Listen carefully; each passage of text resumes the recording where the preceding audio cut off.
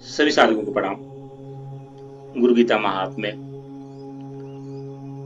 का भाग का चिंतन हम कर रहे हैं। जगत जननी और परमपिता परमेश्वर के असीम कृपा से यह गुरु गीता महात्म्य गुरु चिंतन का सौभाग्य हम सबको प्राप्त हुआ है। अब तक पिछले 7 भागों में हमने 39 श्लोकों की चर्चा की है। आइए अब आगे गुरु गीता भाग 8 में 40 श्लोकों के माध्यम से आगे का जो 40 श्लोक है उसके माध्यम से चर्चा करेंगे। सभी को प्रणाम। गुरु गीता महात्म्य आगे की यात्रा आरंभ करते हैं।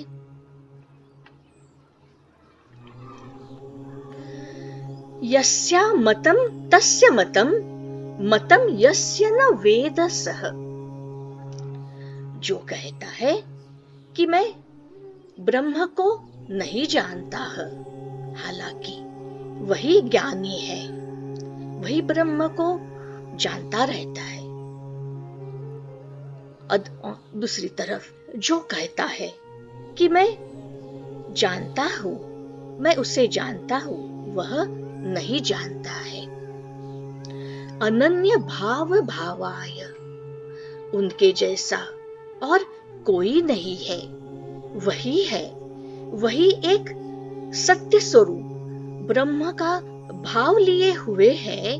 ऐसे सद्गुरु जो भावों के भावपति है, ऐसे सद्गुरु को हमारा नमन, हमारा प्रणाम है। यस्य कारण रूपस्य कार्य रूपेण भाति यत्, जिस श्री गुरु के कारण रूप होने से, उनके होने से ही यह जगत कार्य रूप भांति प्रतीत होता है। कार्य और उसका रूप, ऐसा विभाजन हमें प्रतीत होता है। ऐसे कार्य कारण रूप श्री गुरु को प्रणाम, ऐसे सद्गुरु को नमन। नाना रूपम इदं सर्वम न केदाप्यस्ति भिन्नता। इस संसार में नाना रूप है, नाना भेद है, परंतु वास्तव में इसमें कोई भी भिन्नता नहीं, इसमें कोई भी भेद नहीं। एकमात्र कार्य कारण भाव वही सद्गुरु है। कार्य कारणता च एव, वही सब स्वरूपों के कारण। तस्मै श्री गुरवे नमः। ऐसे सद्गुरु को, ऐसे श्री गुरु को प्रणाम, नमन है। यद अंग धृक् मलद्वंद्वम द्वंद्वताप निवारकम, जिनके दोनों चरण कमल जब शिष्य के जीवन में आते हैं, तब द्वंद्वता ताप निवारकम, शिष्य के जीवन की द्वंद्वता, शिष्य के जीवन के सभी ताप, उनका निवारण करते हैं। तारकम सर्वदा आपदम्यः, सभी आपदाओं का वह, सिर्फ वही तारण करते हैं। श्री गुरु प्रणमाम्यहम्, ऐसे श्री गुरु को मैं प्रणाम करता हूं, नमन करता हूं। शिवे क्रुद्धे गुरुस्त्राता, गुरु क्रुद्धे शिवो नहीं, तस्मात् सर्व प्रयत्नेन श्री गुरुं शरणं व्रजे। भगवान सदाशिव माता पार्वती को कहते हैं, हे प्रिय, जब शिव क्रुद्ध हो जाते हैं तो स्वयं श्री गुरु अपने शिष्य को तारते हैं, उसकी रक्षा करते हैं। परंतु जब गुरु क्रुद्ध हो जाता है तब शिव भी उनकी उस शिष्य की रक्षा नहीं कर पाते। तस्मात् सर्व प्रयत्नेन श्री गुरुं शरणं व्रजे। इसलिए सभी प्रयास करके, सभी प्रयत्न करके इन श्री गुरु के शरण में हमें जाना चाहिए। वंदे गुरुपद द्वंद्व द्वंद्व वांग मनश्चित्त गोचरम। श्री गुरु के चरणों की महिमा अपार है।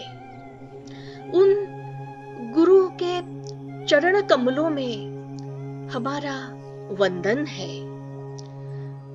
उनके वे दो चरण कमल वाणी, मन, चित्त और तथा इंद्रिय, उनसे भी उनकी महिमा अपार है, परे है। श्वेत रक्त प्रभा भिन्नम शिव शक्तात्मकम परम। जिनके दो चरण कमल श्वेत तथा रक्त यानी अरुण रंग की प्रभा से जो मिलन होता है, उस जो रंग तैयार होता है, उससे चरण कमलों से जो प्रभा तैयार होती है, जिन चरण कमलों में शिव शक्ति इन दोनों का ही अधिवास है, उनकी महिमा अपार है।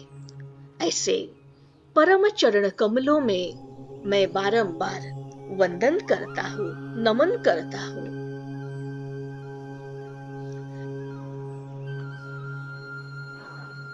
पिछले श्लोकों में हमने देखा किस तरह से जगत पिता जगत जननी को गुरु के संदर्भ में, गुरु तत्व के बारे में एक एक जो ज्ञान की बातें हैं वो बताते हैं। भगवान कहते हैं कि जो है कहता है कि वह ब्रह्म को नहीं जानता है, वास्तव में वही ज्ञानी है। जो है कहता है कि मैं ब्रह्म को जानता हूं, वह ब्रह्म को नहीं जानता है। जो स्वयं ही अभेद व भावपूर्ण ब्रह्म है, वही गुरु है। गुरु का चरण ही सारे जगत के कार्य कारण रूप का, कार्य कारण संघात का कारण है। जो अनेक रूप में संसार जो व्याप्त हो रहा है, जो दिखाई दे रहा है, जो इसमें भिन्नता है, उसका एकमात्र कारण कार्य कारण भाव ही है। गुरु का जब शिष्य के जीवन में अवतरण होता है तो जो शिष्य है सभी द्वंद्वों, सभी तापों, सभी आपदाओं से वो जो है उसका निवारण हो जाता है। भगवान शिव कहते हैं अगर स्वयं शिव भी क्रुद्ध हो जाए तो भी शिष्य का त्राण करने में सद्गुरु समर्थ है। भगवान ये बताते हुए कहते हैं श्री गुरु के चरणों की महिमा अपरंपार है। उसका व्याख्यान न मन से, न वाणी से, न चित्त से, न इंद्रियों से, न ज्ञान से किया जाता है, क्योंकि वह इससे परे है।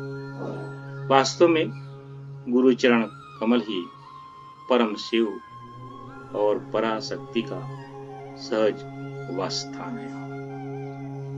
महादेव जगत जननी के माध्यम से गुरु के उस सूत्र का, उस ज्ञान का हम सबको ज्ञान देते हैं और बताने की चेष्टा करते हैं कि जो यह ब्रह्म है वही सब कुछ है। उसे जानना संभव नहीं है, लेकिन गुरु की दृष्टि से उस ब्रह्म को जाना जा सकता है। आइए इसकी और चर्चा कर लेते हैं। गुरु भगवान महादेव यह क्यों कह रहे हैं? केनोपनिषद कहता है कि वह जो ब्रह्म है न उसे चक्षु से देखा जा सकता है, न वाणी से सुना जा सकता है, न मन से उसका आयतन बनाया जा सकता है, क्योंकि वह तो चक्षुओं का भी चक्षु है, श्रोत्र का भी श्रोत्र है, मन का भी मन है। यह ज्ञान तो जो है न मन से, न बुद्धि से, न चित्त से, न पढ़ने से, न जो है पढ़ाने से प्राप्त हो सकता है। यह ज्ञान तो जो है गुरु शिष्य की परंपरा के माध्यम से ही यह प्राप्त हो सकता है। यह गुरु के कारण ही ब्रह्म ज्ञान प्राप्त हो जाता है। केनोपनिषद आगे भी कहता है कि यहाँ पे संवाद के माध्यम से केनोपनिषद की उद्घोषणा करता है कि ये जो कहता है कि मैं ब्रह्म को जानता हूँ, यह समझ लेना वह ब्रह्म को नहीं जानता है। जो है कहता है कि मैं ब्रह्म को नहीं जानता हूँ, तो यह वो ब्रह्म को जानता है, क्योंकि वह ब्रह्म ही वो न जाना जा सकता है, तो वह अनुभव में आने की प्रक्रिया है। और जो है इंद्रियों से, मन से और जो है चक्षु से, यह है स्पर्श से, वो तो परे है। वह ज्ञान जब जो है गुरु की कृपा दृष्टि होती है तो ही प्राप्त होता है। तो केनोपनिषद यहाँ पे जो कहता है उसी की उद्घोषणा भगवान महादेव कहते हैं। वह गुरु जो है वही ब्रह्म है, और जो ब्रह्म है वही गुरु है। जिस तरह से केनोपनिषद में बताया गया है, न उस ब्रह्म को न जो श्रोत्रों से, न चक्षु से, न मन से, न इंद्रियों से यह ज्ञात में आता है, समझ में आता है, वैसे ही गुरु तत्व भी न यह शब्दों से, न नेत्र से, न प्राण से, न मन से पकड़ में आता है। वह गुरु तत्व ब्रह्म तत्व है। और जो कहता है कि मैंने गुरु को जान लिया है, गुरु तत्व को समझ लिया है, यह समझ लेना उसने गुरु तत्व को जाना ही नहीं है, क्योंकि वह तो यह हमारे समझ से, हमारी ज्ञान से, हमारी जानकारी से परे है, क्योंकि वह गुरु है, वह ब्रह्म है, ब्रह्म ही गुरु है, और वह जो है उसे न समझा सकता है, न समझाया जा सकता है। इस तरह से जो है गुरु तत्व की महिमा अनंत है। वह जो है साधारण मन, बुद्धि, चित्त, अहंकार की जो पराकाष्ठा है उसकी पकड़ से बाहर है। वह सूक्ष्म से सूक्ष्मतर है। उस गुरु तत्व की में जानने की जो है मन, बुद्धि, चित्त, अहंकार की वहां तक उसकी गति ही नहीं है। वह गति जो है गुरु तत्व के पूर्व ही रुक जाती है, क्योंकि मन बुद्धि, मनुष्य के मन बुद्धि, चित्त, अहंकार की एक सीमा है, और जो गुरु तत्व है, जो ब्रह्म तत्व है, इस सीमा के परे है। इसलिए गुरु तत्व को जानना इस मन, बुद्धि, चित्त, अहंकार अर्थात मनुष्य के जो है इंद्रियों के क्षमता के परे है। इसे और भगवान शिव बताते हुए कहते हैं कि जो जगत है यह कार्य कारण संघात है। वेदों में, उपनिषदों में जो है उस ब्रह्म को जानने के लिए 7 प्रकार की प्रक्रिया बताई गई है। उन 7 प्रकार की प्रक्रिया में एक प्रक्रिया है कार्य कारण संघात।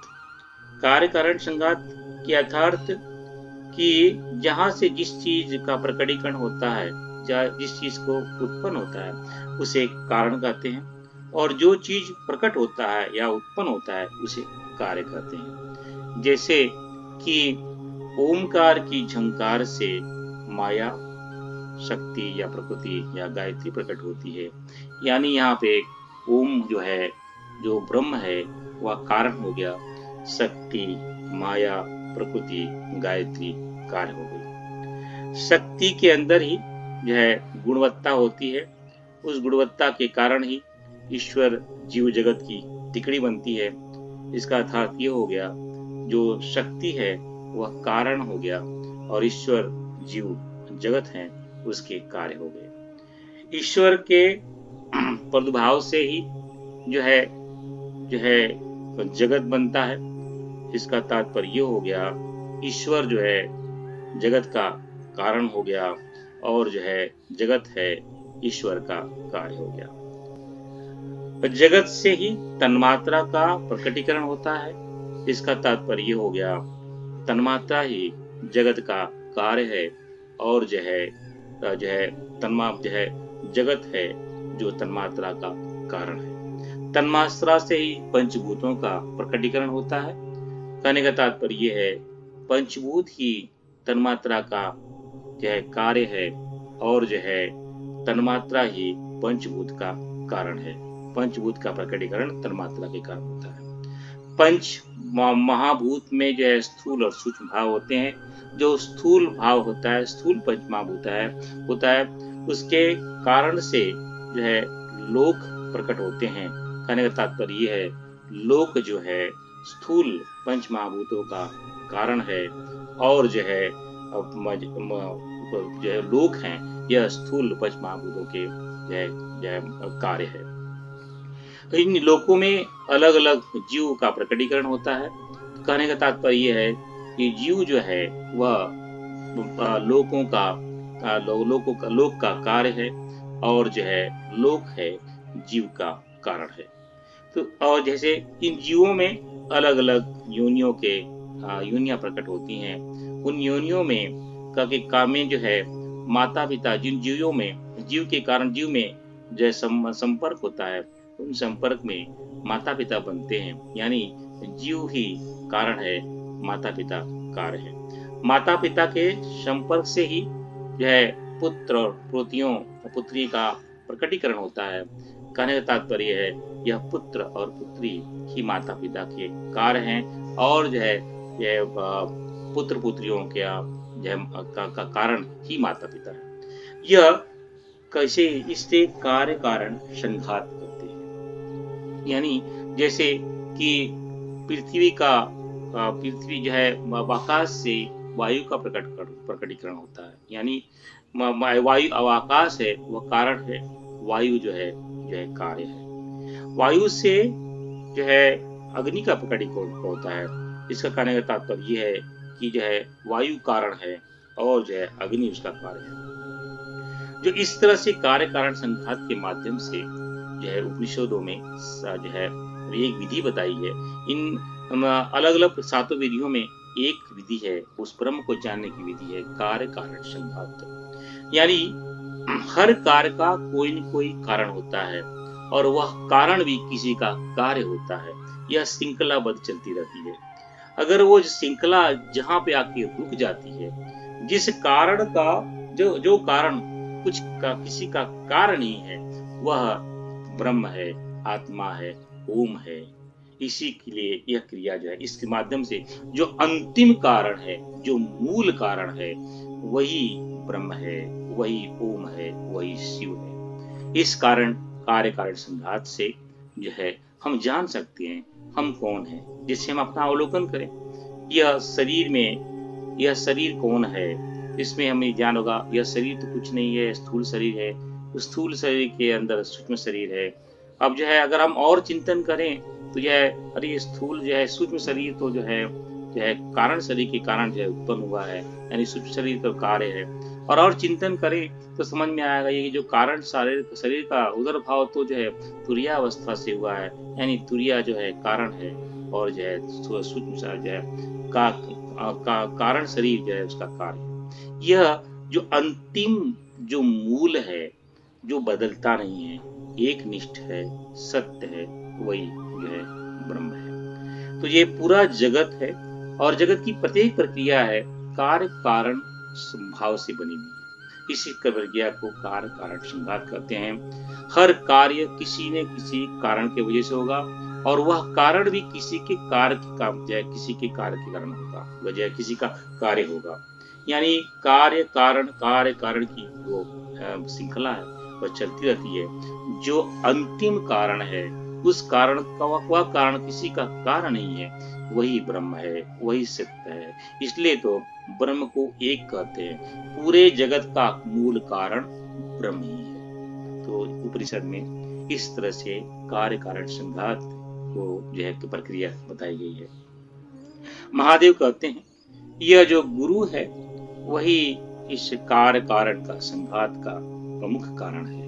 यानी जो कारण है, जो कार्य है, वह गुरु के द्वारा ही प्रकाशित है, गुरु के द्वारा ही वह प्रकटीकरण होता है।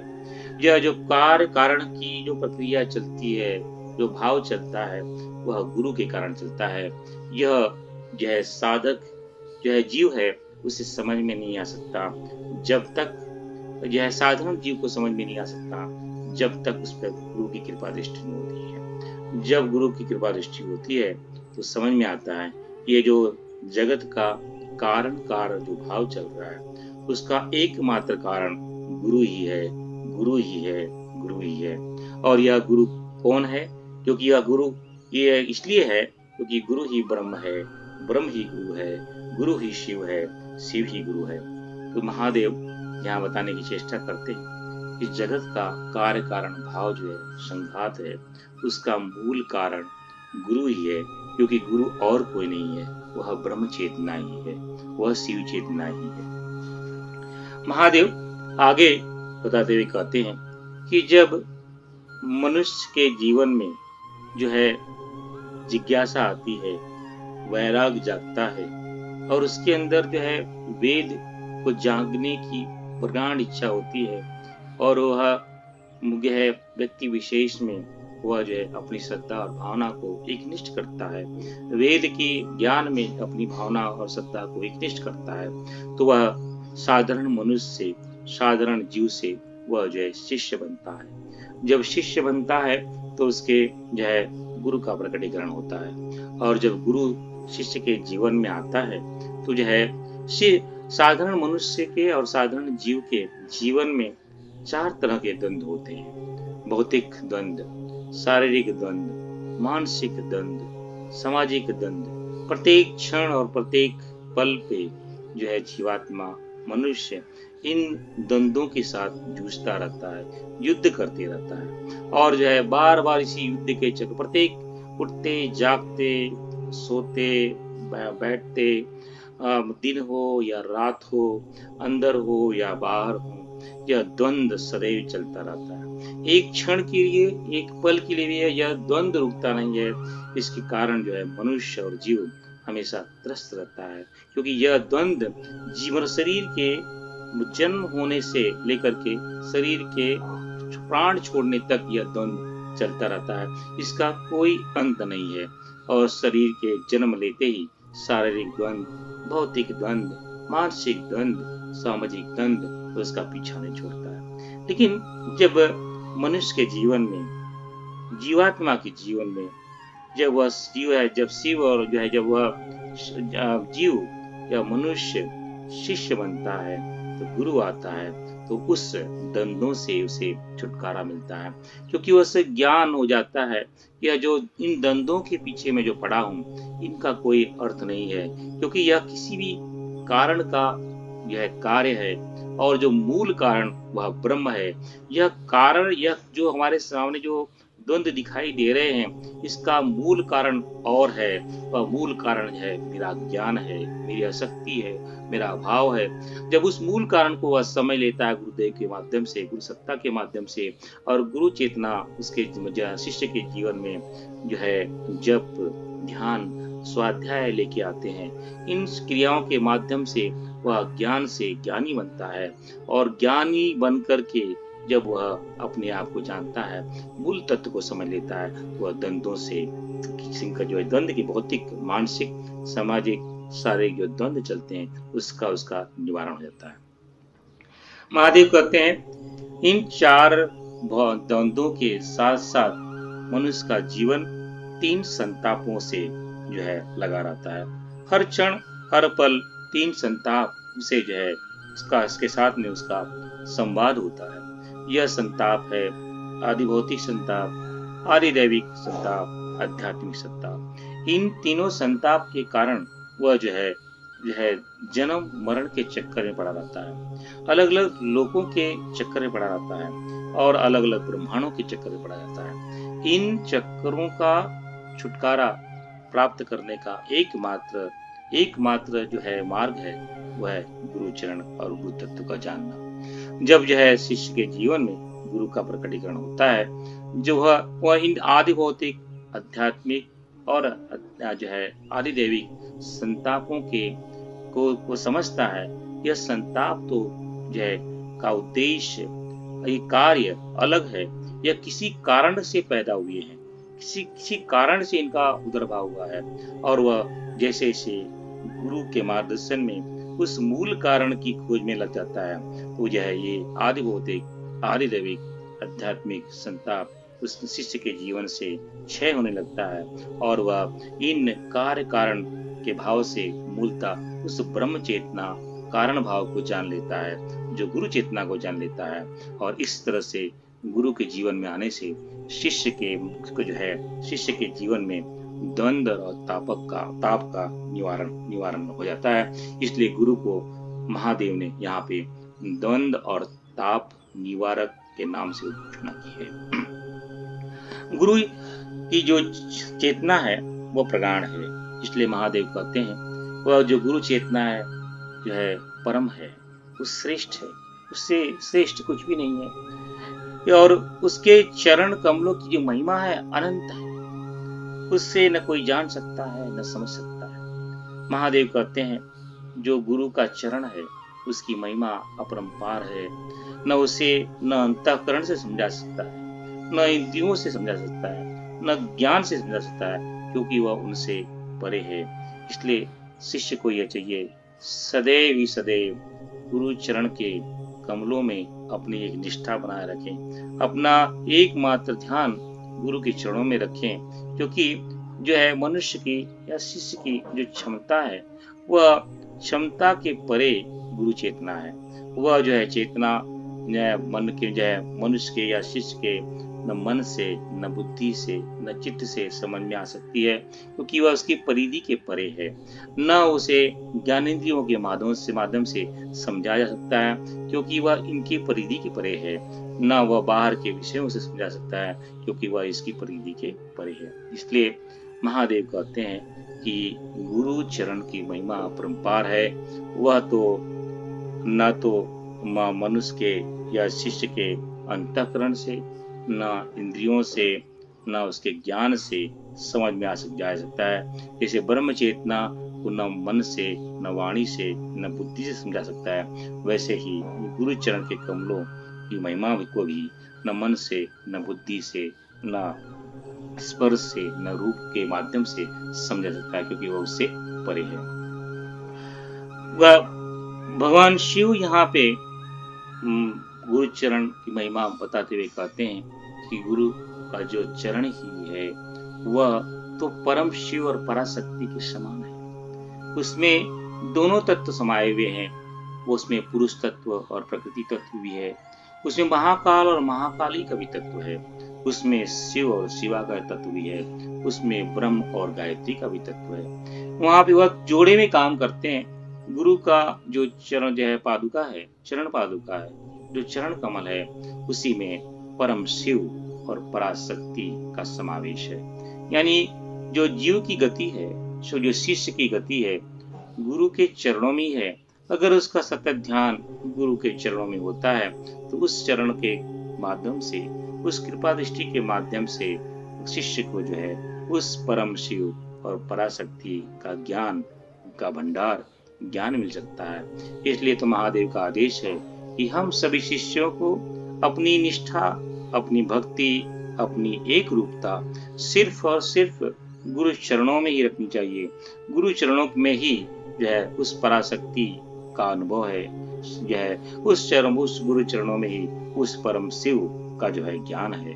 यानी परम ज्ञान और परम शक्ति का जो मूल कारण है वह गुरु चरण है।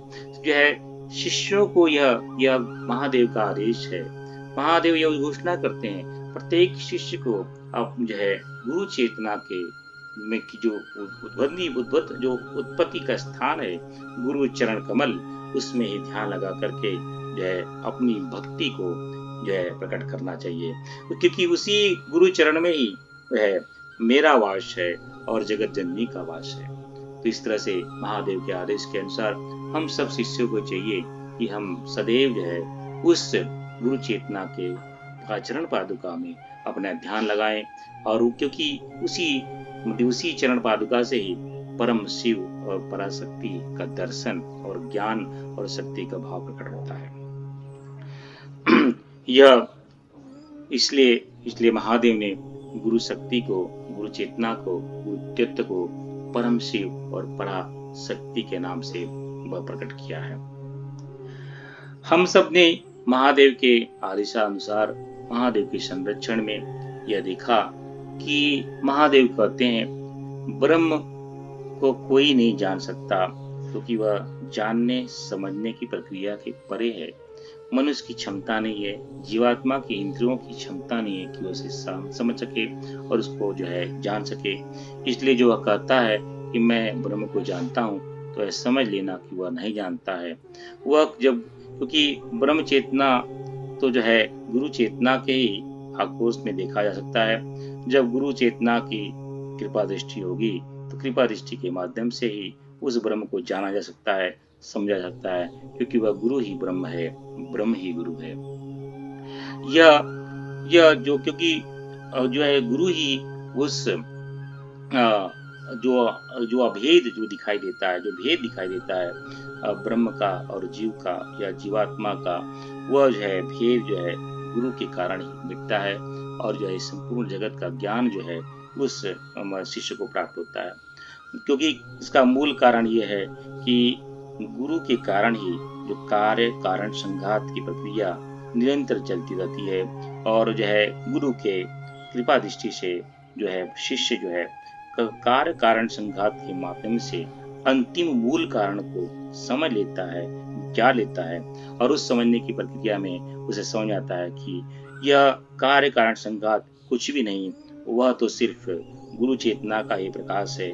गुरु चेतना के कारण ही में यह भेद दिखाई देता है और गुरु चेतना के आने के बाद में यह भेद मिट जाता है और जो है शिष्य जो है उस गुरु चेतना में एक रूप होकर के ब्रह्म स्वरूप आत्मस्वरूप बन जाता है। जब शिष्य जो है गुरु के कार्य कारण संघात के माध्यम से जो है अपने जीवन को ओतप्रोत कर लेता है, वह जो है सभी द्वंद्वों और सभी तापों से अपने आप को दूर कर लेता है और उनके सभी आपदाओं का निवारण हो जाता है। भगवान शिव कहते हैं कि अगर मैं भी कभी क्रुद्ध हो जाऊं तो जो है मेरे क्रुद्ध होने से तो है संसार जगत तुरंत भस्म हो जाता है और मेरे क्रुद्ध होने के बावजूद भी अगर सदगुरु का संरक्षण मिल जाए तो जो है उसको त्राण करने की सामर्थ्य जो है गुरु में ही है।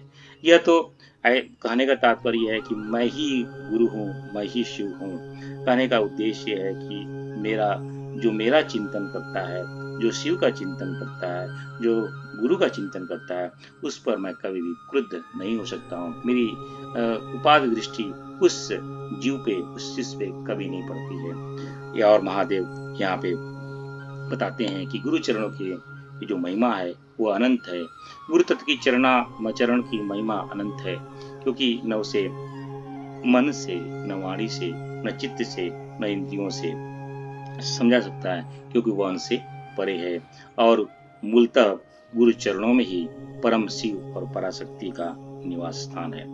यहाँ पे महादेव का आदेश है, हम सभी शिष्यों को अपने गुरु के यह चरणों में परम शिव और पराशक्ति के माध्यम से पूजन अर्चन अपना एक निष्ठा रखनी चाहिए। महादेव के चरणों में कोटि कोटि नमन वंदन, जगत जननी माता के चरणों में कोटि कोटि नमन वंदन, जिनके माध्यम से यह गुरु तत्व का ज्ञान हम सबको प्राप्त हो रहा है। जगत जननी की कृपा दृष्टि से, उनके कृपा दृष्टि के कारण ही महादेव ने, सदाशिव महादेव ने, देवों के देव महादेव ने, परम तप महादेव ने हम सब जीवों के लिए यह गुरु चिंतन का जो भाव प्रकट किया। वास्तव में शिव ही गुरु हैं, गुरु ही शिव हैं। उस शिव चेतना को, गुरु चेतना को, जगत जननी को कोटि कोटि नमन वंदन, नमन वंदन, नमन वंदन। तस्मै श्री गुरुवे नमः, तस्मै श्री गुरुवे नमः, तस्मै श्री गुरुवे नमः। इदं गायत्रीदं नमः, इदं गायत्रीदं